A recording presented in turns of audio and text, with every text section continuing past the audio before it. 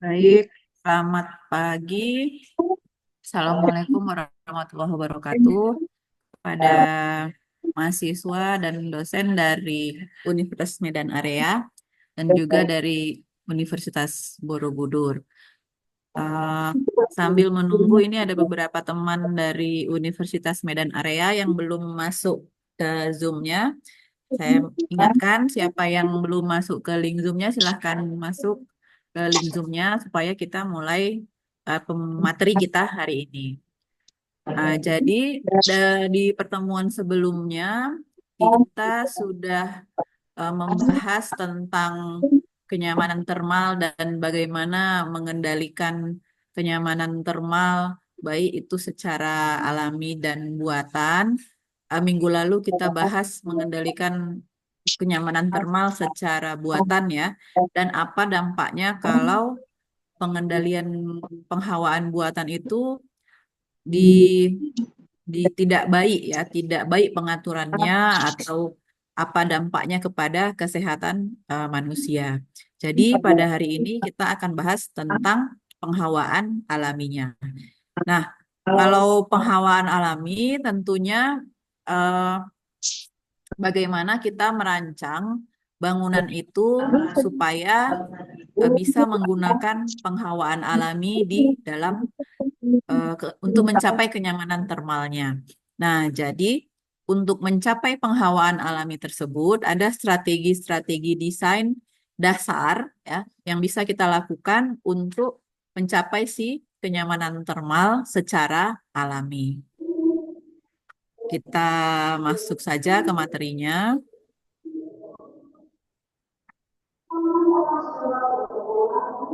Ini sebentar ya.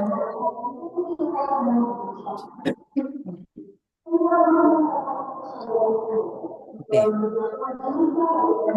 Nah, jadi untuk penghawaan alami di dalam ruangan itu memang lebih diprioritaskan dilakukan pada bangunan dibandingkan dengan penghawaan buatan. Jadi salah satu penyebabnya adalah seperti yang sudah kita bahas juga sebelumnya di dalam konsep pengembangan di dunia ini ada yang namanya Sustainable Development Goals. Jadi tujuan-tujuan untuk menjadikan satu pembangunan yang berkelanjutan. Jadi ini dicanangkan oleh dunia melalui PBB, organisasi PBB. Kemudian Sustainable Development Goals ini eh,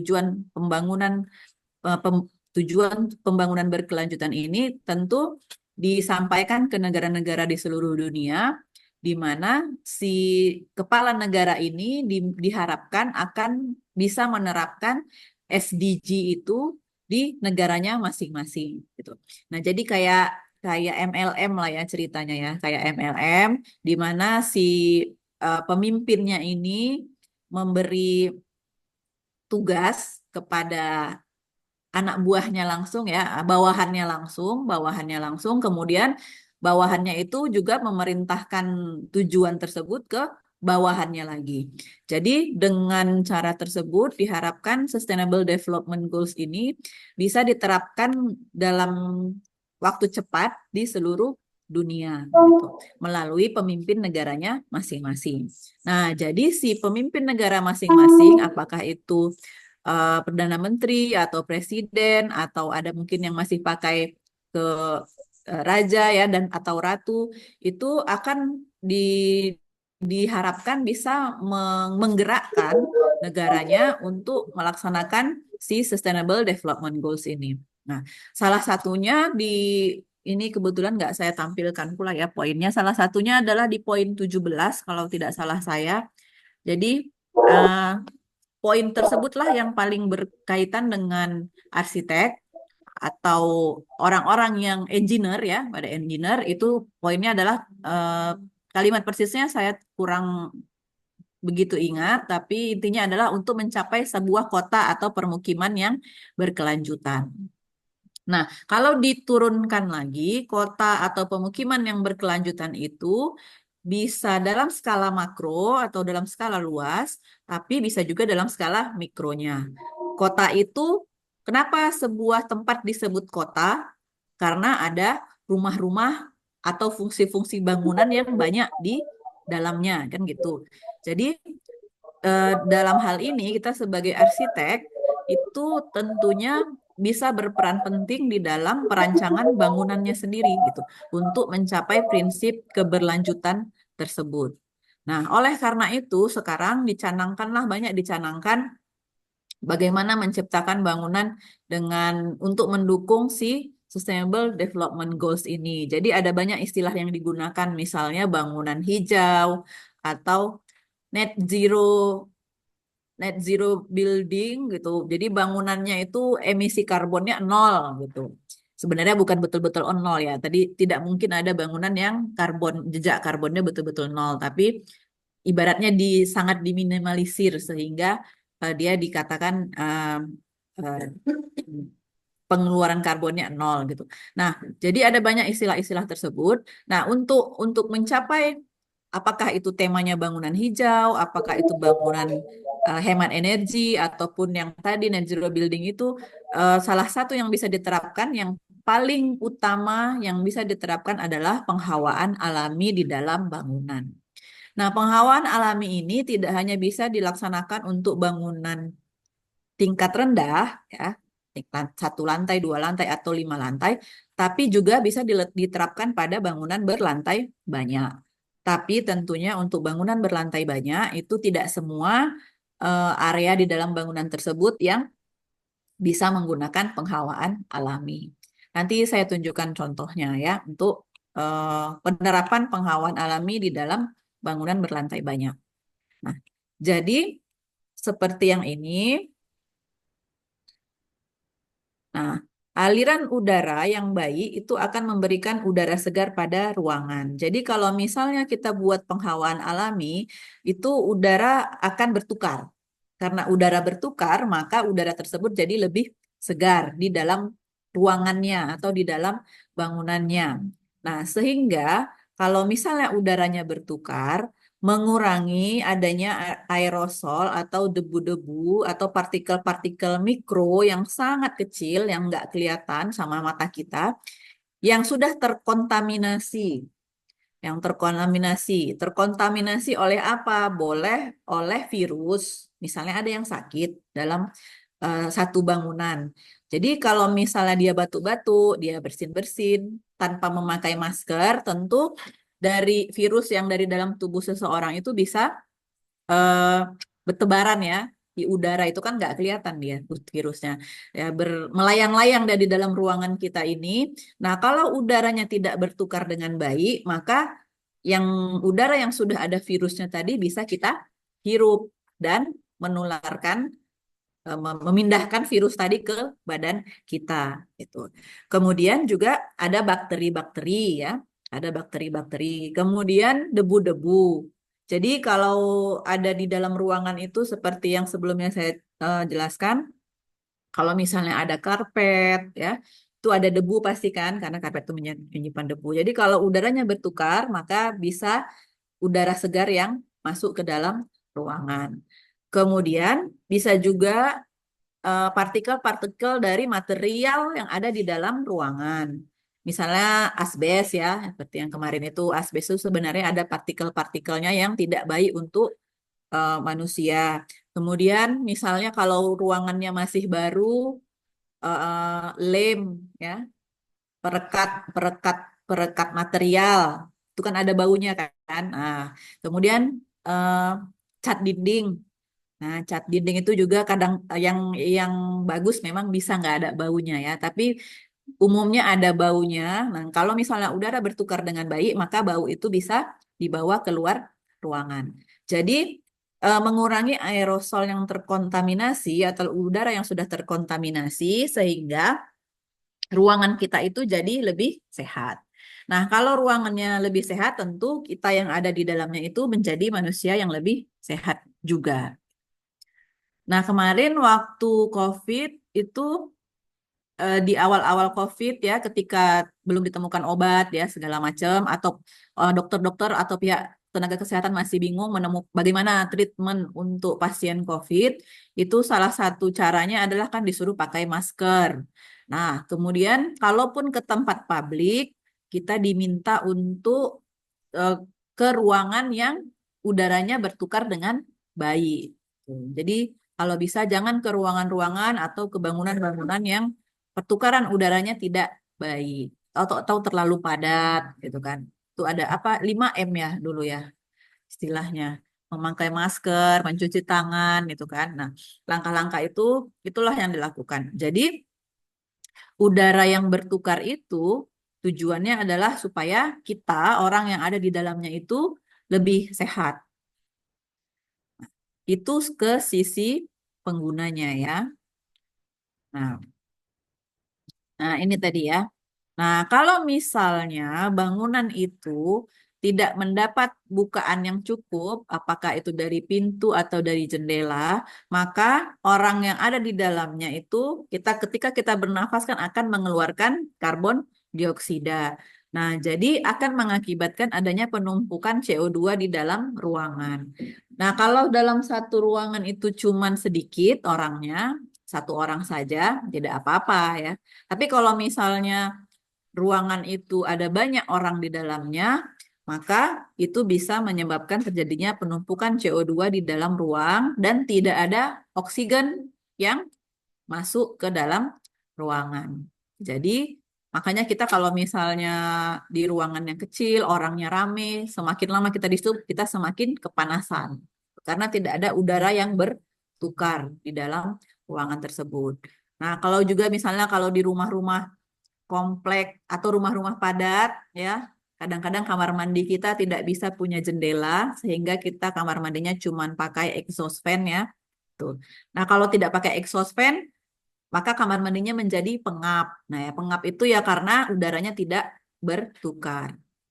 Nah, kalau pakai exhaust itu berarti kita pakai bantuan alat ya. Jadi active design namanya. Jadi kita pakai bantuan alat untuk menyedot udara yang eh, sudah kotor tadi ya, sudah tidak bersih tadi. Tuh. Nah, nah itu tadi untuk penggunanya ya kan. Nah, selain itu apa manfaat si penghawaan alami? Manfaatnya tentu sebentar ya. Pertama kita bisa mengurangi biaya, mengurangi biaya. Nah, penghawaan alami bergantung kepada kondisi alamiah sehingga secara signifikan, secara eh, cukup berpengaruh dia ya, akan mengurangi konsumsi energi bangunan dan pada akhirnya mengurangi biaya. Jadi kalau misalnya kita terus-menerus menggunakan AC untuk menjaga kenyamanan di dalam ruangan, tentu tagihan listrik kita akan meningkat ya kan, tagihan biaya penggunaan listrik kita akan meningkat. Nah, jadi ketika kita merancang itu, eh, apa yang dirancang dibuat seorang arsitek waktu menempatkan jendelanya atau menempatkan pintunya di dalam sebuah ruangan akan menentukan seberapa besar tagihan listrik yang bisa diterima oleh si pengguna bangunan tersebut gitu ya. Itu secara apanya ya, secara jobnya seperti itu. Gitu. Jadi kalau misalnya kita buat rumah tinggal yang aliran udaranya tidak baik, maka orang yang di dalamnya itu akan pasti akan mengusahakan untuk mencari kenyamanan kan. Jadi manusia itu pada prinsipnya adalah mencari kesenangan, menghindari sengsara gitu. Apa ada orang yang mencari sengsara? Nggak ada. Pasti manusia itu secara natural ya, dia pasti mencari kenyamanan, mencari yang senang-senang, bukan mencari yang sengsara. Jadi kalau misalnya arsitek merancang rumah yang penghawaan alaminya tidak baik, maka orang yang di dalamnya pasti akan memilih atau menggunakan alat-alat untuk memberikan kenyamanan pada dirinya. Tuh. Jadi kalau misalnya seperti itu, apakah dia memakai kipas angin atau kalau memang ternyata kipas angin pun tidak cukup, kadang-kadang bisa ya kipas kipas angin itu tidak cukup bisa tidak juga cukup untuk memberikan kenyamanan termal dalam ruangan, maka akhirnya dipasang AC. Misalkan satu rumah ada dua kamar gitu, dua-dua rumah kecil lah ini ya, dua kamarnya. Kamar utama pakai AC, terus kamar yang kedua kalau tidak ada penghuninya mungkin tidak perlu pakai AC. Tapi kalau ternyata kamar kedua ada penghuninya juga dan ternyata penghawaan alaminya juga tidak nyaman, maka bisa jadi kedua kamar tidurnya pakai AC. Nah, bayangkan kalau misalnya AC itu ya katakanlah kita pakai di malam hari saja ya.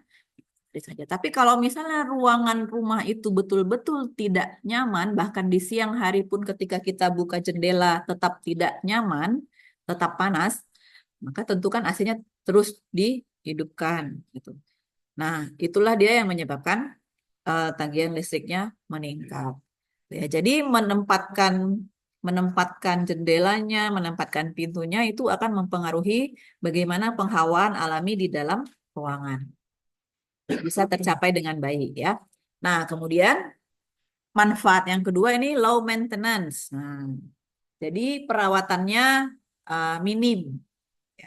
Ya, kalau AC setiap berapa bulan sekali harus diservis. Kenapa? Karena kalau dia tidak diservis, nanti dalamnya kotor ya, saringan di dalam AC-nya kotor. Kalau saringannya kotor, maka udara yang dikeluarkan tidak dingin. Kalau udara yang dikeluarkan tidak dingin, kita setel hingga angka yang paling rendah, 16 misalnya ya. Ini 16 nih, tapi nggak dingin juga ya. 16, terus em, eh, semakin rendah suhunya, maka semakin berat semakin banyak energi yang digunakan. Semakin tinggi lagi biayanya, kayak yang nomor satu ya kembali lagi. Nah, kemudian maintenance-nya kalau kalau misalnya penghawaan alami tentu kita tinggal perawatan pemeliharaan jendelanya ya bagaimana supaya dia bisa terbuka dan tertutup dengan baik ya gitu ya. Nah, karena dia mengurangi biaya, karena dia low maintenance, maka dia juga menghemat waktu. Tidak perlu eh, servis sekian bulan sekali gitu, tidak perlu servis AC sekian bulan sekali. Kemudian manfaat yang ketiga, kualitas udara yang lebih baik. Nah, kenapa? Karena udara bersih itu bisa mengalir ke dalam bangunan. Terutama untuk daerah-daerah yang eh, polusi udaranya masih minim ya. Tapi ini memang jadi kasuistik. Kalau kita tinggal di kota yang padat penduduk, yang polusi udaranya cukup tinggi, maka memang jadinya penghawaan alami bisa jadi apa juga untuk kita ya, dampak negatif untuk kita. Karena udara luarnya juga sudah polusi gitu, sudah kena polusi gitu, udara di luar bangunan. Nah, jadinya kita perlu menggunakan penghawaan buatan ya di minggu lalu ya ada AC-AC tertentu yang bisa menyaring debu kan. Jadi supaya yang dari luar itu tidak masuk ke dalam ruangan debu-debunya maka kita pakai AC yang bisa menyaring debu tadi. Jadi tapi kalau misalnya di kota-kota yang belum terlalu padat gitu kan tidak atau agak di pinggir ya kayak kampus kita ini kan agak tidak di pusat kota kan, agak ke pinggir. Nah, itu sebenarnya bisa menggunakan penghawaan alami eh, pada beberapa ruangan tertentu untuk menjadikan atau ruangan itu bisa lebih banyak udara yang lebih segar. Terutama juga di sini juga masih banyak pohon kan, jadi masih bisa menggunakan penghawaan alami. Kemudian konsisten, nih, nomor 4. Jadi penghawaan alami menjaga agar suhu ruang tetap konsisten sehingga mengurangi kebutuhan untuk pengawasan yang harus dilakukan pada penghawaan buatan. Kemudian yang kelima, nah ini juga udah saya singgung, mengurangi emisi karbon. Jadi karena konsumsi energinya rendah, maka penghawaan alami juga dapat mengurangi emisi karbon yang dikeluarkan dari bangunan. Nah, ini ada kaitannya sama acara kaca kemarin ya. Ya, kemarin mungkin informasi untuk teman-teman dari Borobudur, kemarin di UMA ada acara eh, apa ya, material dari perusahaan kaca yang menyampaikan material-material kaca yang eh, bagus untuk memberikan kenyamanan termal di dalam bangunan. Nah, jadi kemarin ada disinggung tentang efek rumah kaca, gitu. Jadi efek rumah kaca itu bukan karena bangunan kita menggunakan banyak kaca, gitu ya. Tapi karena bangunan-bangunan itu banyak mengeluarkan karbon. Jadi emisi karbonnya banyak, gitu. Nah, mungkin kalau bangunan ini ya karena penggunaan AC, tapi juga ada pabrik-pabrik ya, pabrik ya biasanya yang paling banyak menggunakan atau mengeluarkan karbon, emisi karbonnya. Nah, jadi emisi karbonnya itulah yang keluar ke atmosfer ya, ke sekeliling bumi, tapi dia tidak bisa terbang gitu, tidak bisa hilang karena ada si ozon itu tadi gitu. Lapisan ozon itu yang menutup si karbon itu tadi, emisi karbon tadi. Akhirnya yang di dalam itu kita kepanasan gitu. Nah, jadi itu efeknya sama seperti rumah kaca. Rumah kaca itu dibuat supaya ruangan di dalamnya itu hangat. eh, Supaya tanaman yang disimpan di dalam itu bisa tetap tumbuh. Karena kalau di luar negeri, kalau musim dingin kan tanaman mati semua. Nah, jadi kenapa dikatakan efek rumah kaca? Ya, karena prinsipnya sama dengan prinsip rumah kaca gitu. Di dalam rumah kaca supaya tetap hangat, tapi kalau di bumi, kalau kebanyakan emisi karbon, jadi buminya jadi hangat gitu. Lama-lama panas kalau emisi karbonnya terlalu tinggi gitu ya. Nah, jadi kalau misalnya kita menggunakan penghawaan alami, maka konsumsi energinya rendah. Karena konsumsi energinya rendah, maka emisi karbonnya juga rendah.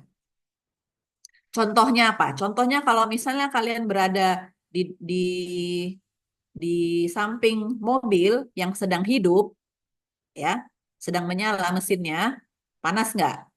Panas kan? Nah, itu karena ada emisi karbon yang dikeluarkan dari si mobil tersebut. Apakah itu dari AC ataupun dari gas yang keluar dari pembakaran bensinnya gitu. Nah, AC juga mesin yang di luar itu kan ada udara yang keluar tuh kan panas. Nah, itu emisi karbonnya berarti itu. Itu ya. Jadi itu manfaat penghawaan alami. Nah, manfaat inilah tadi yang mendukung si Sustainable Development Goals yang dicanangkan oleh PBB. Sampai sini ada yang mau nanya? Ya. Nah, pertama yang bisa kita lakukan adalah eh, memperhatikan lokasi dan orientasi bangunan. Tuh. Jadi ini ada grafik. Siapa yang bisa baca grafik ini? Kalau timur ini ya, ini bangunannya, kemudian ini mataharinya. Jadi ini bukaannya menghadap timur. Kemudian grafiknya kayak gini. Ini jam 6, jam 12, jam 6 sore. 6 pagi, 12 siang, 6 sore. Baru yang ini eh, dindingnya menghadap barat. Nah, dinding yang menghadap barat, grafik kuningnya kayak gini. Oke. Jam kemudian di selatan grafik kuningnya seperti ini. Kemudian dinding yang menghadap utara, grafik kuningnya seperti ini. Sekarang pertanyaan saya, kalau dari grafik ini, dinding mana yang paling dingin? Siapa yang bisa jawab? boleh, yang dari UMA boleh, yang dari Borobudur boleh. Kalau dari grafik ini, dinding mana yang paling dingin? Oh ya, ini garis yang kanan ini mewakili waktu, kemudian garis yang ini mewakili suhunya ya. Jadi sumbu X mewakili waktu, sumbu Y mewakili suhu. Jadi kalau dari grafik ini, dinding-dinding yang menghadap mata angin yang sebelah mana yang paling dingin? Coba siapa yang bisa jawab? Saya panggil aja lah. Saya panggil ya. Hmm,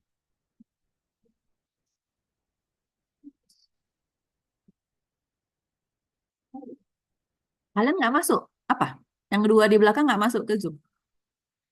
Masuk udah. Coba Salwa.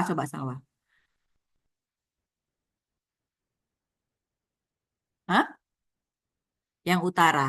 Ya. Kenapa? Karena ini grafiknya paling rendah, kuningnya. Jadi, kemudian sesudah itu selatan ya. Selatan. Nih. Terus dia yang paling tinggi jam berapa? Kalau selatan, jam 12. Jadi paling panas jam 12. Kemudian kalau di timur paling panas jam 10 nih ya. Ini kan sekitar jam 10 ya ini. Kalau di barat panasnya lama panasnya nih ya. Dari jam 1 nih ya. 1 sampai mungkin sekitar jam 3 ini ya. Nah, tapi perhatikan ketika jam 6 yang sisi barat ini paling tinggi dia di sini suhunya. Sedangkan di sisi utara rendah. Di sisi selatan juga rendah. Di sisi timur juga rendah. Jadi di sisi barat, kalau ada dinding kita yang menghadap ke barat, kalau sore-sore, dia tetap panas masih. Gitu. Makanya kemarin saya udah sempat menyebutkan juga ya, kalau nggak salah, bahwa kalau dan Bu Ida juga ada kalau nggak salah, em, kalau bangunan kita menghadap ke sisi barat, maka kemungkinan besar di malam hari atau pada sore-sore itu panas masih gitu. Jadi ini namanya solar heat gain. Gitu. Gain itu serapan lah ya, yang didapatkan ya. Heat panas atau energi.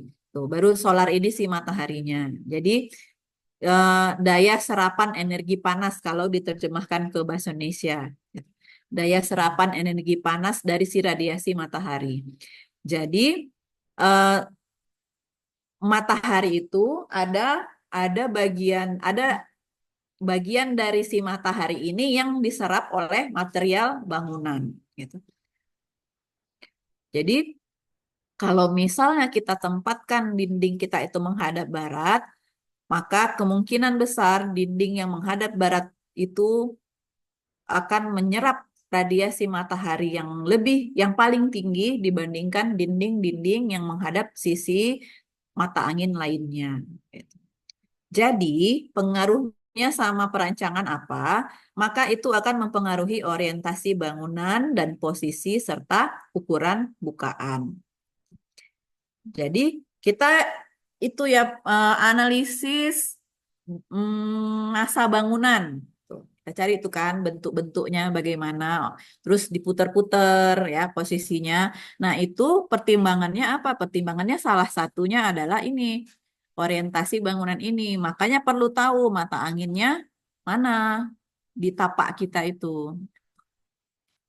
Kemudian kita mau letakkan bukaan di mana saja, ukurannya sebesar apa. Itulah nanti akan mempengaruhi perancangan kita. Nah, ini skemanya. Jadi kalau sudah ada matahari, matahari itu dari radiasi matahari itu ada yang dimasukkan ke dalam ya, ke dalam transmitted ya. Kemudian ada reflected, dipantulkan keluar, ada yang diserap sama si materialnya. Kemarin sudah saya singgung sedikit juga, material dengan warna yang lebih cerah itu memantulkan lebih banyak dan menyerap lebih sedikit. Kalau yang warnanya gelap menyerap lebih banyak ya segala macam ya. Jadi ini dia, ada yang absorb, ada yang diserap, ada yang transmitted, ada yang diteruskan ke dalam ruangan. Ini nanti yang menjadi pencahayaan alami, ada yang reflected, ada yang dipantulkan atau direfleksikan. Oke, sekarang kalau seperti ini misalnya ya, tapaknya seperti ini. Tapaknya kayak gini, berarti ini utaranya ke atas. Bagaimana posisi bangunannya yang baik ada arah mata angin. Jadi ya, ini utaranya ke atas. Nih. Terus berarti baratnya sini ya. Baratnya ke sini ya. Ya, betul kan saya? Salah nggak? Betul ya? Oh ya, betul. Baratnya ke sini. Jadi kalau misalnya kita mau meminimalisir si bentuk bangunan yang menghadap ke arah barat, maka kita bisa buat alternatifnya bangunannya mengikuti si jalan ini. Kayak gini. Apa mungkin kita betul-betul menghindari nggak boleh ada dinding yang menghadap barat? Ya nggak mungkin. Nggak mungkin ya, karena kan bentuk bangunan pasti ada 4 sisinya. Jadi pasti ada yang menghadap ke barat. Tapi kalau tapak kita memungkinkan, maka usahakan supaya sisi yang menghadap barat itu adalah sisi yang pendek. Jadi kurang Bu, ini kecil kali bangunannya. Berarti kita tambahkan lagi di sini misalnya. Ini jadi berarti analisis bentuk dan masa bangunan. Kalau misalnya bangunan kita masih kurang. Oke. Nah, kalau misalnya ini tadi barat ya. Nah, kalau misalnya ternyata tidak bisa ya, tidak bisa, ternyata bangunan kita jadi harus begini bentuknya, kurang lebih ya, kurang lebih harus seperti ini bentuk bangunannya, maka nanti harus ada treatment atau langkah-langkah yang harus kita lakukan kepada bangunan yang ada di sisi ini. Jadi misalnya nanti dari pengolahan ruang atau mungkin kita letakkan vegetasi di sini. Jadi nanti ada langkah-langkahnya ya di sini yang bisa kita lakukan. Tapi yang jelas kalau misalnya ini terjadi maka yang sebelah sini ini harus ada treatmentnya kita buat. Beda dengan yang di sisi timur. Jadi bisa jadi di sisi timur kita buat jendelanya besar-besar, terbuka gitu. Bisa jadi ya, tergantung tentu tergantung kasusnya. Tapi yang di sisi barat kita nggak buat jendela sama sekali, tidak bisa juga. Karena nanti jadi fasadnya jelek, ya kan? Karena ini kan jalan nih, ini jalan nih ya. Jadi kalau misalnya ini tidak ada jendela, ya mungkin kita bisa tutup material, ya. Tapi kalau tidak ada bukaan sama sekali, berarti di sini tidak ada ruangan yang membutuhkan bukaan sama sekali, gitu kan? Sedangkan nanti kita perlu juga ada pencahayaan alami. Nah, jadi tidak mungkin juga kita buat satu dinding yang tidak ada jendelanya sama sekali. Maka kita tetap bisa buat jendela di sini, tapi mungkin jumlahnya kita buat lebih sedikit dibandingkan yang sisi ini. Atau mungkin ya kita letakkan vegetasi. Nanti ada di materi selanjutnya ya. Oke. Hmm. Oke ya, jadi ini grafik solar heat gain, daya serap bangunan terhadap radiasi matahari ya. Nah, ini dia. Hmm. Apa hal-hal yang dapat kita lakukan jika orientasi bangunan kurang ideal? Artinya, seperti yang tadi, kita ada sisi bangunan yang tetap harus menghadap ke barat, gitu. Maka kita bisa menambahkan vegetasi untuk menurunkan suhu iklim mikro. Tuh. Jadi iklim mikro maksudnya iklim yang ada di dalam tapak kita saja, gitu. Iklim satu daerah yang nggak bisa kita ubah ya. Nah, jadi contohnya seperti ini. Nah, cuman perlu diperhatikan vegetasi itu Nah, dia akan mempengaruhi suhu atau mempengaruhi kenyamanan bangunan kalau letaknya cukup dekat dengan si bangunan. Kalau ini kejauhan di sini, ya nggak akan berpengaruh ya. Mataharinya tetap bisa langsung ke dalam terkena ke dalam bangunannya. Jadi dia harus cukup dekat ke dalam bangunan. Tuh ya. Kemudian, nah nggak mesti pakai pohon, bisa pakai vertical garden atau istilahnya apa lagi ya? Eh, ada beberapa istilah untuk vertical garden ya, tapi saya lupa. Tapi ini vegetasinya bisa ditempatkan di dinding yang menghadap ke barat. Bisa berupa pohon, bisa pakai perdu-perdu, tanaman rambat, atau si vertical garden ini. Selanjutnya, nah ini bisa juga apa? Ini nama nama latinnya ini ya. Tapi ada banyak nama lain dari tanaman ini. Eh, Kemudian ini sering juga digunakan untuk bangunan hijau yang mau menampilkan atau memberikan vegetasi di dalam bangunan gitu. Tapi ingat untuk membuat vertical garden ada konsekuensi yang harus kita pikirkan yaitu perawatan.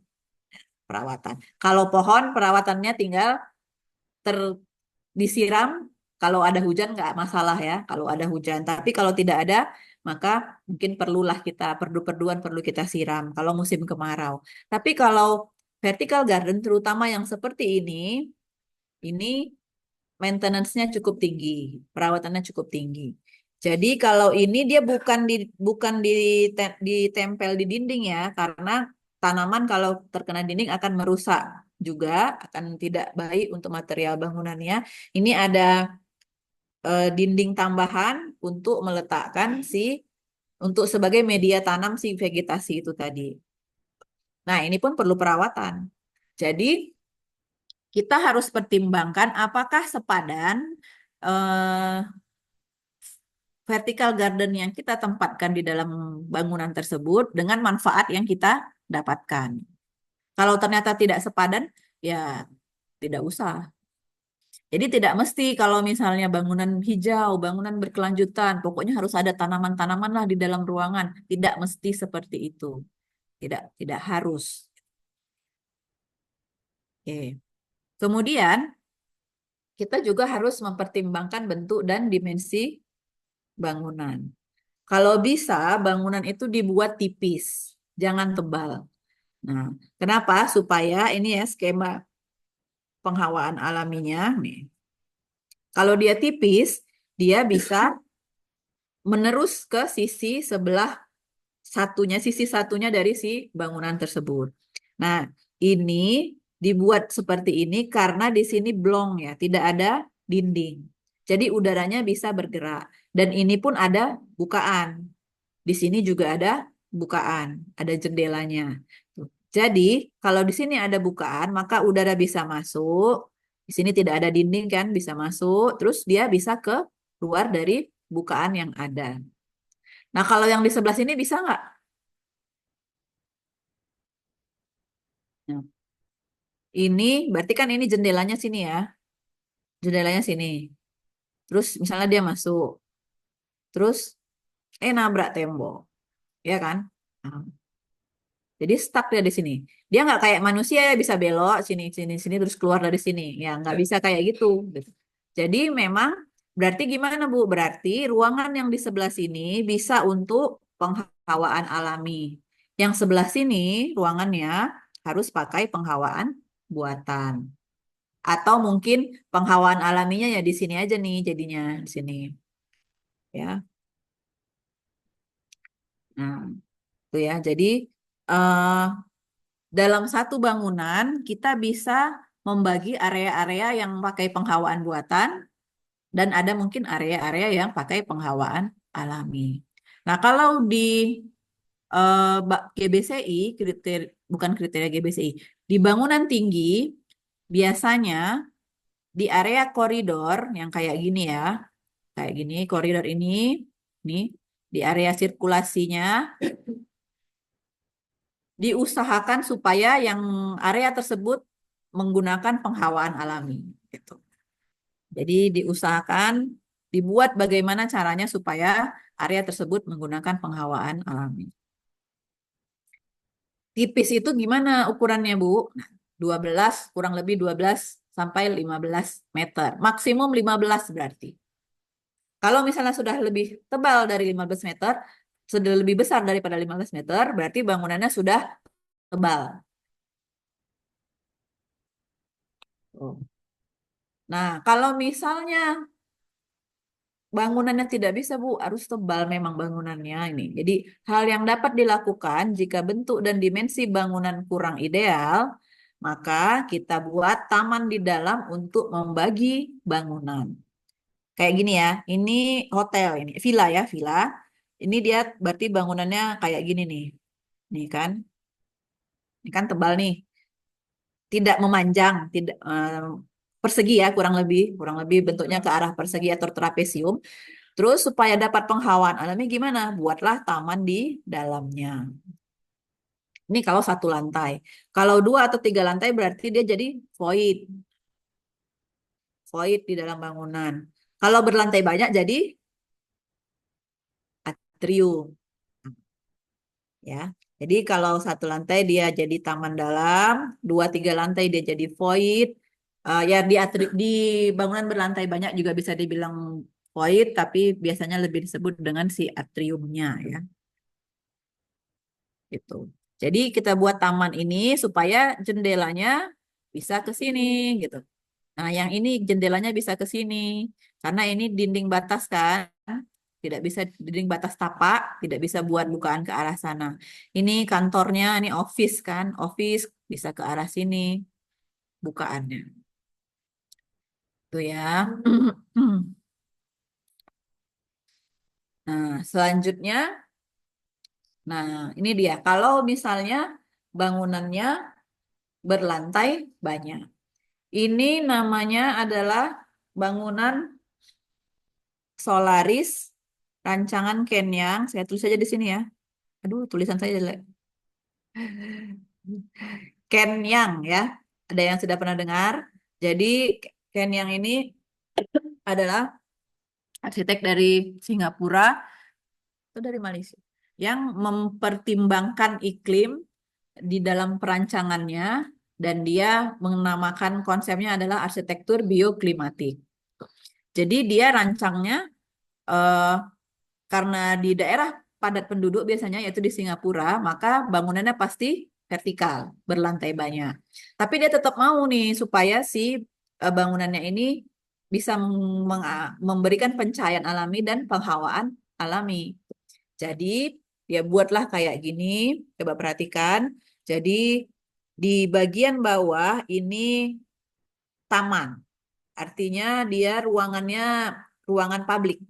Ya, area publik. Area publik, ini banyak vegetasi, kemudian banyak bukaan.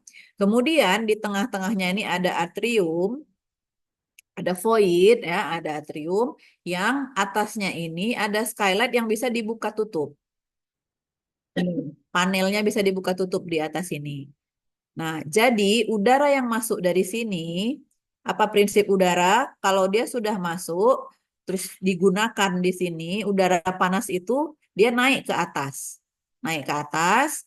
Nah, kalau misalnya ini tertutup, maka si panasnya tetap di sini. Makanya kalau misalnya rumah kita ada atau ada yang punya rumahnya ada voidnya, kalau di lantai duanya tidak ada bukaan, maka di lantai duanya panas. Karena udara yang dari bawah itu yang panasnya naik ke atas. Jadi tetap di lantai duanya harus ada bukaan. Jadi kalau seperti ini dia buat panelnya, louvre-nya bisa dibuka tutup. Artinya kalau hujan ditutup, tapi kalau cuaca bagus maka ini dibuka. Jadi kalau misalnya seperti ini maka udaranya keluar ke atmosfer. Nah, jadi kalau seperti ini dia ada penghawaan alami yang dia buat gitu. Jadi bangunannya tebal tapi di tengahnya dibuat seperti ini. Jadi bangunannya dibagi, ya. Nah, ini coba diperhatikan, ini ada banyak vegetasi juga yang ditempatkannya di dalam bangunan ya. Dan di sini, sini walaupun kecil, tapi di sini ada. Nah, ini ada balkon, balkon yang ada tanamannya. Tuh. Kemudian ini rainwater harvesting, penampungan air hujannya, tangki di atasnya. Kemudian ini tangki di bawahnya. Itu ya. Nah, jadi eh, dengan skylight mekanis, jadi eh, bisa dibuka tutup untuk bangunan berlantai banyak. Nah, ini supaya bisa dibuat seperti ini, maka bangunannya makin ke atas, dananya semakin kecil.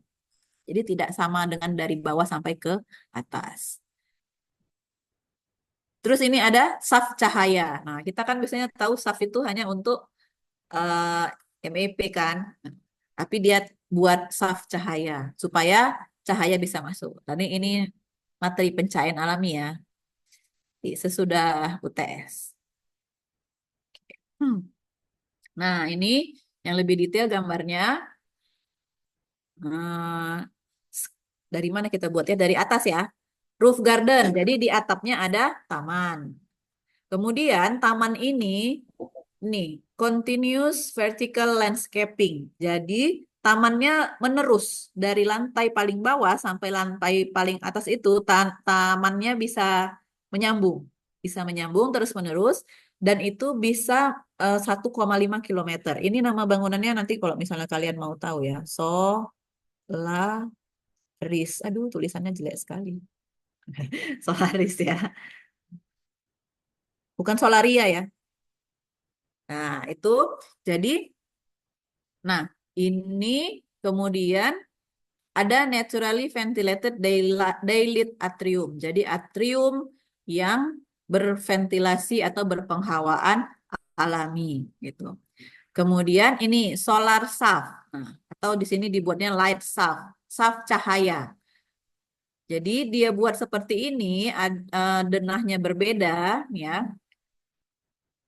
Semakin ke atas semakin ada semacam balkon-balkonnya untuk memungkinkan adanya pencahayaan alami yang masuk.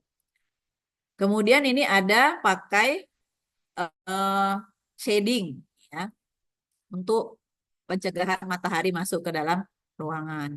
Kemudian ada balkon-balkon, sky terraces, istilahnya keren dibuat ya.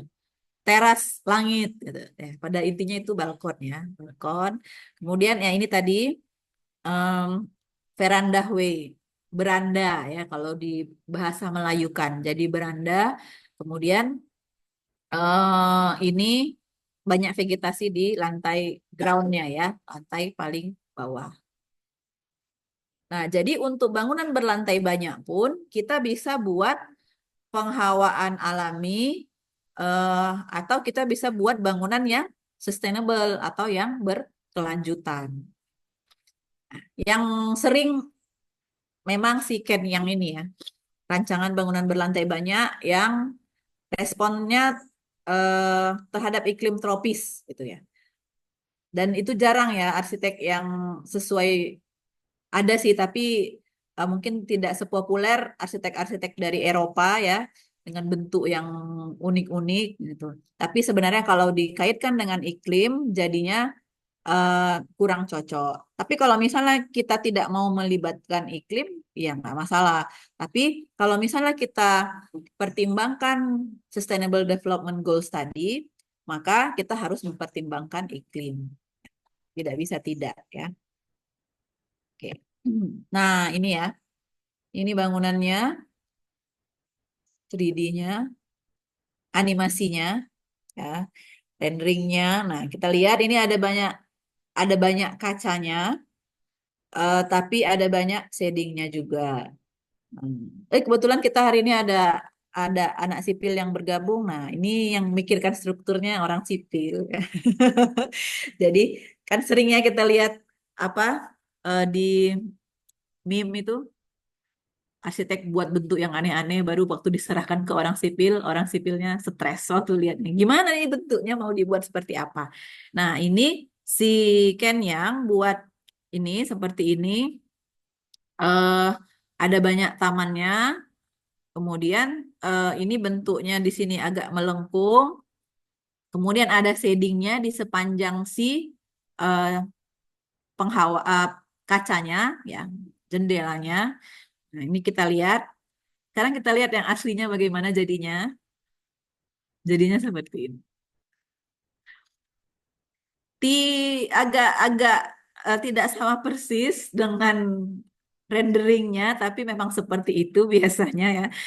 Cuman ini kita perhatikan, ini tanamannya belum rimbun ya. Ini tanamannya belum rimbun. Nah, ini tadi yang saya bilang, tamannya itu terus nih ya, terus sepanjang ini ada tanamannya.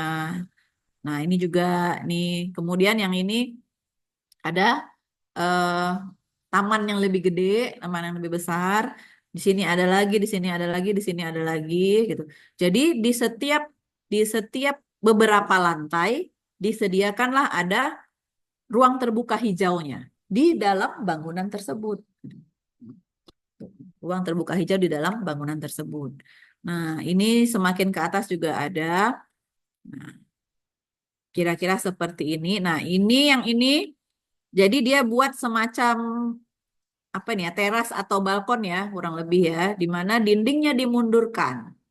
Yang lantai satu, ini lantai satu sampai berapa ini yang sini, dindingnya dikeluarkan, kemudian dimundurkan, dikeluarkan lagi ya. Ini mundur, ini mundur, tapi yang ini keluar gitu.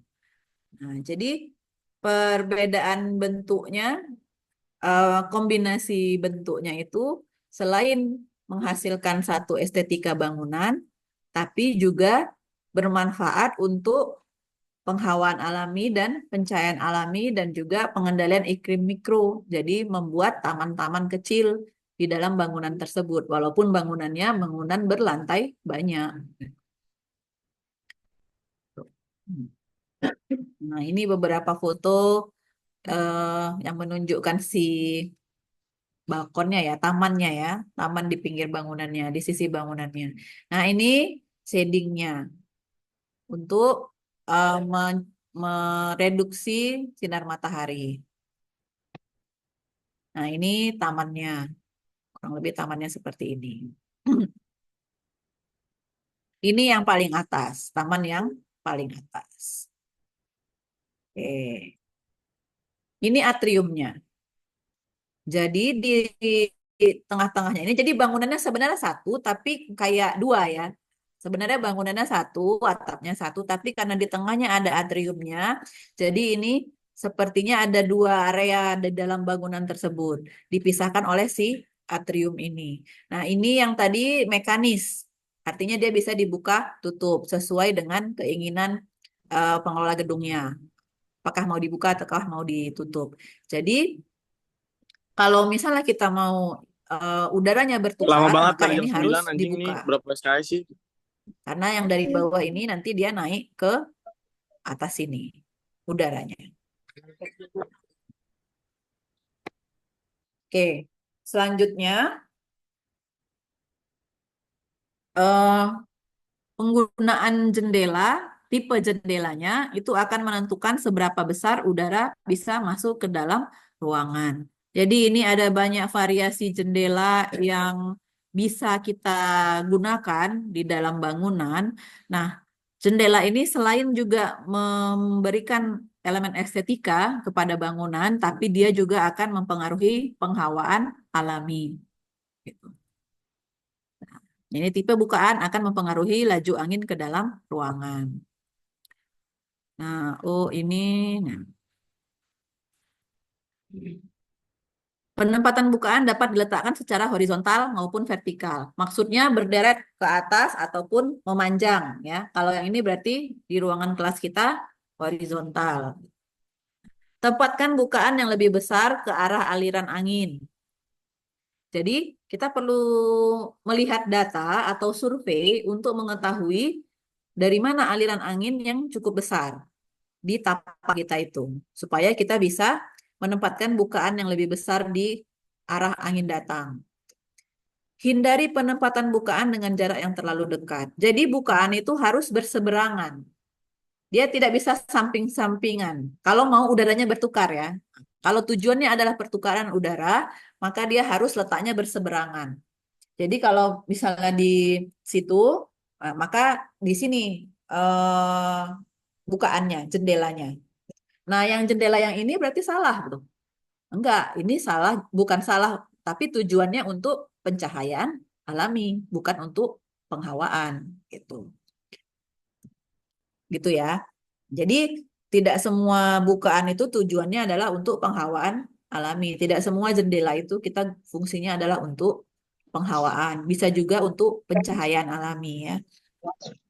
Kemudian, nah kalau yang langsung berseberangan juga tidak boleh. Artinya tidak boleh depan-depanan. Harus ada posisinya ada berbeda, gitu ya. Itulah yang istilahnya cross ventilation. Tunggu ya, ada nggak? Nah, jadi ini yang langsung ini tadi nih. Nah, kenapa tidak boleh? Karena udaranya nanti di sini aja. Jadi yang sebelah sini ya tetap aja nggak kena si udaranya, tuh, aliran udaranya. Yang ini ya bisa juga, tapi ya di sini juga nggak kena gitu. Tapi memang kadang-kadang ada situasi di mana kita tidak bisa menghindari menempatkan bukaan itu seperti ini gitu, seperti yang ini ya. Jadi memang jangan gara-gara ini kita buat ini kurang baik, terus akhirnya kita paksa supaya tidak Masih ada itu. sesuai dengan kondisi ideal, tapi akhirnya kita bingung sendiri ya, stres sendiri dengan menempatkan si jendelanya ya. Gitu. Nah, inilah dia yang namanya cross ventilation. Jadi yang atas yang down ya, jangan. Yang bagusnya bagaimana? Yang di bawah. Yang di bawah. Jadi dari sini bisa ya, sebelah sini bukaannya, kemudian dia ke sini yang di sebelah tengah. Atau dari ujung sini ke ujung sebelah sana. Jadi ada banyak area di dalam ruangan ini yang udaranya berputar. Atau ini bukaannya ada 3 sisi, ada 3 bagian. Nah, kalau yang ini dia ada pakai si semacam dinding, ada dinding di dalamnya sehingga udaranya gerak ke arah sini. Gitu ya. Jadi inilah istilahnya cross ventilation atau ventilasi silang. Kenapa namanya cross ventilation atau ventilasi silang? Karena tempatnya disilangkan, bukan hadap-hadapan. Jadi yang ini hadap-hadapan nih ya. Nih. Nah, yang inilah yang silang. Oke. Nah, nah selain di sisi eh, horizontalnya, yang vertikalnya juga perlu kita perhatikan. Jadi ada opening di atas nih, ada lubang angin lah ya. Nah, kalau bisa kita bilang atau ventilasi gitu ya di atasnya ini. Nah, kalau seperti ini maka sama-sama di atas, maka udaranya cuman bergerak di atas ini gitu. Nah, ada juga yang di bawah. Ada yang pernah lihat rumah yang ada bukaan di bawahnya, ventilasinya di bawah? Nah, rumah kebon biasanya ya, rumah PTP yang tapi rumah staff ya, yang rumah yang gedenya. Dia biasanya ada lubang anginnya, kotak-kotak gitu, ada di bawah, ada di atas. Jadi, nih, ada yang di bagian atas, ada di bagian bawah. Dan itu dingin sekali di dalam bangunannya. Karena ada selain jendelanya, di atasnya juga ada lubang anginnya gitu. Sehingga ada eh, aliran udaranya bisa yang dari bawah itu bisa keluar atau sebaliknya, bisa ke atas atau sebaliknya. Ya. Tuh. Jadi si bangunan perkebunan itu, di bangunan di perkebunan itu sebenarnya kan awalnya dibuat mengikuti gaya Belanda kan. Gaya Belanda, ini sejarahnya lah ya, dari gaya Belanda, tapi ternyata orang Belanda yang tinggal di dalamnya kepanasan. Ya, karena iklimnya beda. Jadi kalau di Belanda ternyata desain seperti itu bisa. Tapi begitu dibawa ke Indonesia dengan iklim tropis, tentu desainnya tidak bisa sama seperti desain yang ada di Belanda. Akhirnya dibuatlah perubahan sehingga rumah-rumah si di perkebunan atau rumah kolonial kayak peninggalan-peninggalan Belanda yang ada di kota Medan ataupun di kota-kota lainnya yang pernah diduduki oleh Belanda. Nah, itu biasanya di dalamnya sudah cukup nyaman secara termal tanpa penghawaan buatan. Ya, walaupun sekarang tetap ditambahin ya penghawaan buatannya. Oke, yang terakhir ada yang namanya elemen eksternal. Apa itu elemen eksternal? Elemen eksternal dapat membatasi atau mendukung proses pengaliran udara segar ke dalam bangunan. Nah, apa saja itu? Bisa vegetasi lagi, bisa shading, ya. Nah, yang tadi, yang dicontoh tadi, kemudian bisa juga bangunan lain di sekitar tapak, bisa juga berupa pagar. Jadi, eh, penempatan si vegetasi, penempatan shading, atau penempatan pagar, dan di mana udara itu bisa kita dapatkan untuk bangunan kita. Nah, kalau misalnya gedung kita ini di sebelah ada bangunan yang tingginya lebih rendah, tapi jaraknya cukup jauh sehingga kita bisa lihat ini udaranya bergerak di pohon-pohon ini kan, ada udara yang bergerak. Tapi kalau misalnya kita di rumah kita coba perhatikan rumah kita masing-masing, apakah dengan rumah kita dengan rumah sebelah tuh ada jaraknya enggak? Nah, kalau ada jaraknya, apakah di jarak antar bangunan itu ada udara bergerak nggak? Atau di situ tidak ada angin gitu, misalnya udaranya statis gitu.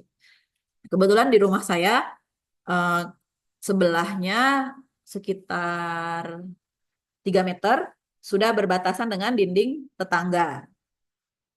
Dan di situ eh, kalau memang angin lagi kencang, dapet gitu anginnya. Tapi kalau enggak di sebelah di sisi lain ada angin tapi di tempat saya enggak, di dinding yang satu yang berbatasan dengan tetangga itu enggak dapat. Jadi itu bisa mempengaruhi eh, mempengaruhi arah aliran udara. Nah, jadi kalau seperti ini, kalau misalnya angin di tapak kita cukup kencang, maka bisa kita buffer dengan vegetasi. Ya, bisa kita tahan dengan penempatan vegetasi. Ya, untuk mengurangi debit angin. Kemudian, tapi vegetasinya harus yang ada daunnya dengan kanopi. Kalau pohon palem-palem ya nggak bisa. Kalau mau membuffer angin ya, mereduksi angin, debit angin. Tapi kalau nggak mau direduksi, ya nggak apa-apa. Kalau tidak mau dikurangi, ya buat palem-paleman juga tidak masalah. Tapi kalau mau kita reduksi, pakailah yang vegetasi dengan kanopi atau daunnya yang cukup rimbun. Gitu. Nah, nah ini tadi ya. Ya, kalau misalnya kanopi atau daunnya tidak menutupi bukaan bangunan kita, nih bangunannya, daunnya di sini, berarti kita mau memperlancar masuknya angin atau udara ke dalam ruangan. Kalau yang tadi, apanya di sini kan, daunnya kan modelnya berbeda dengan yang tadi ya. Nah, modelnya seperti ini. Jadi itu kita menguranginya. Nah, kalau ini kita mau mempersilahkan si udara itu masuk ke dalam bangunan. Nah, bisa juga pengarah. Jadi, kalau misalnya kita letakkan misalnya ini bangunannya di sini, vegetasinya kita letakkan rimbun di sini sama di sini, maka si angin udara tadi tentu akan bergerak ke arah yang lebih lega gitu ya, tidak ada benda-benda gitu. Nah, karena dia ke sini, maka udaranya langsung ke bangunannya, mengarah langsung ke bangunan. Jadi vegetasinya kita rencanakan supaya dia langsung masuk ke dalam bangunan. Hmm. Kemudian bisa pakai vegetasi, kemudian juga bisa pakai shading. Nah, jadi ini untuk yang di bangunan berlantai rendah. Kalau di bangunan berlantai banyak ya contoh yang tadi ada banyak shadingnya juga kan. Jadi itu juga bisa eh, itu adalah elemen eksternal atau elemen lainnya yang kita gunakan untuk mempermudah terjadinya penghawaan alami di dalam bangunan kita. Oke. Nah, ini eh, kemarin.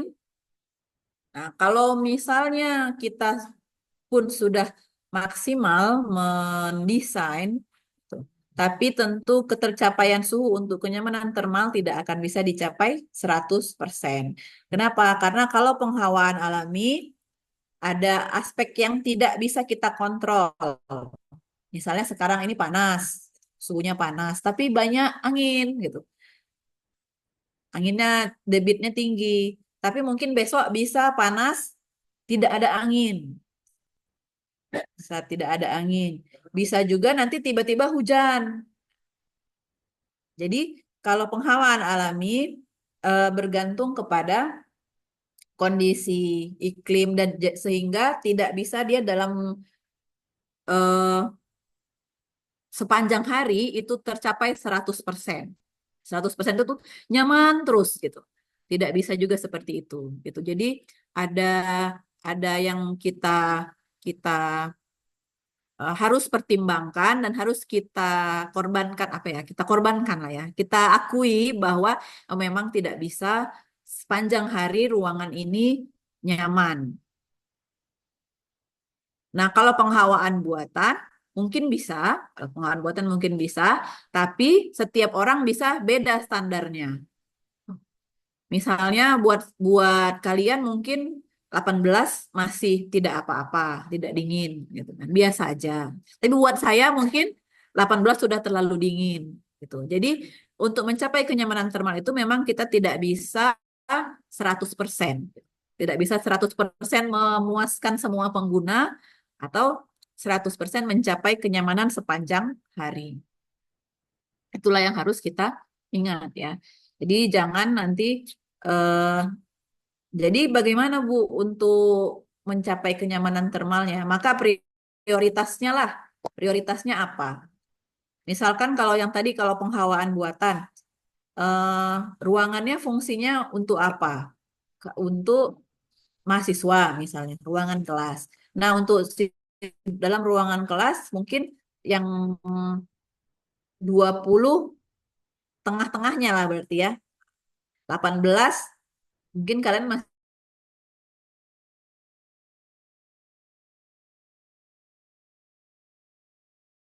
masih buat misalnya dulu.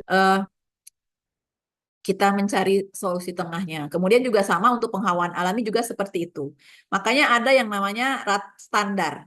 Standar itu adalah generalisasi. Jadi kalau misalnya dalam 100 orang, dari 100 orang dikasih dimasukkan ke dalam sebuah ruangan dengan suhu 18 misalnya. Suhu 18. Dari 100 orang tersebut ditanya, nyaman nggak ruangan ini? Dengan suhu AC 18 derajat. Misalkan 70 orang mengatakan nyaman. 70 orang menyatakan nyaman. Maka diambillah kesimpulan bahwa secara umum, generalisasi namanya, secara umum orang-orang menganggap suhu 18 itu sudah nyaman. Padahal ada 30% lagi kan, 30 orang lagi. 30 orang ini mungkin bilang kurang dingin ya, misalnya. Bisa juga mungkin dia berpendapat terlalu dingin gitu.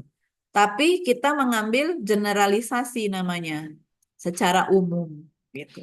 Secara umum. Jadi itulah nanti yang dijadikan standar. Nah, dan di standar itu nanti untuk standar kenyamanan termal untuk iklim tropis bisa beda, untuk iklim yang lain bisa beda. Maka itulah kita harus lihat standar. Jadi tidak bisa kalau kita merancang bangunan untuk orang yang banyak menggunakan bangunan tersebut, kita pakai standar aja. Karena kalau kita tanya satu-satu, kita yang repot gitu. Kita harus memenuhi keinginan semua orang itu yang mungkin bisa jadi beda-beda, maka kita yang repot. Gitu. Maka kita pakai si standar itu. Jadi ada standar kenyamanan termal itu ada. Makanya kita perlu studi literatur kalau kita mau merancang. Jadi eh, tidak bisa kita sekedar membuat garis begini, garis begitu, oh buat ruangan seperti ini, ruangan seperti itu. Tidak bisa, karena memang harus ada standar-standar yang dipenuhi. Ada yang mau bertanya?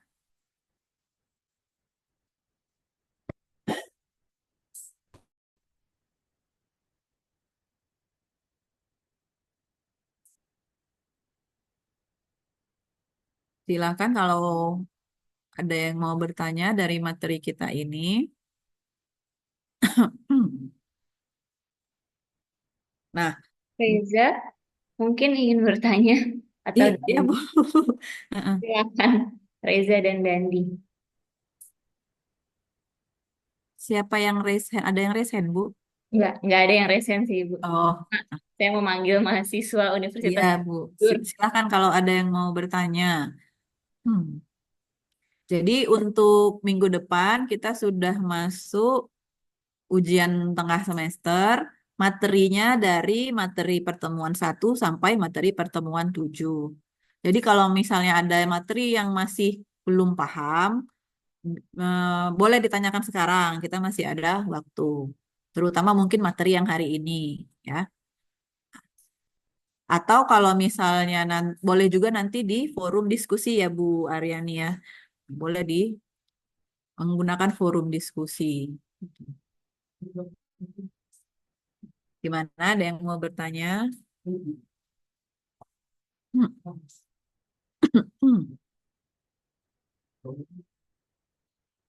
Oke, kalau tidak ada yang mau bertanya, di Spada ada aktivitas yang harus kalian lakukan, ada materi yang harus dibaca, ada video juga. Silahkan dilakukan, silahkan diselesaikan. Eh, dari Bu Aryani ada yang mau ditambahkan, Bu? Di minggu ketujuh ada kuis ya, Bu Sofa. Sepertinya tadi malam saya lihat ada. Kayak, iya kayaknya ada kuis. Ya, Iya, ada kuis ya. jangan lupa Ada. mahasiswa mengerjakan kuis yang sudah dibuat oleh Ibu Sofa ya di pertemuan. Ya. Ya. Sekarang setelah ini bisa langsung dilihat Oh kuisnya. iya. Ah, ah. Oh ya, seingat saya juga di forum diskusi saya ada kasih pertanyaan di situ untuk dijawab. Jadi coba dijawab ya. Seingat saya ada sih. Di forum diskusi saya kasih bahan untuk diskusi. Oke. Kita tutup saja Bu Aryani. Ya, silakan Bu Sofa. Ya, terima kasih untuk mahasiswa yang sudah hadir hari ini. Jangan lupa minggu depan kita sudah ujian.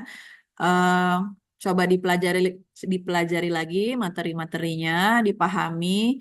eh, Akan keluar waktu ujian materi dari pertemuan 1 hingga pertemuan 7. Kalau misalnya ada yang mau ditanyakan sesudah ini, boleh ditanyakan di forum diskusi, ya. Diskusi. Terima kasih juga untuk Bu Aryani, Bu Ida ada hadir di sini juga, dan Ibu dari Ibu Mita ya, Ibu Mita. Saya tutup dengan hamdalah. Alhamdulillahirabbil alamin. Assalamualaikum warahmatullahi wabarakatuh. Waalaikumsalam warahmatullahi Waalaikumsalam. Makasih Bu Sofa. wabarakatuh. Bu Sofa. Terima kasih Bu.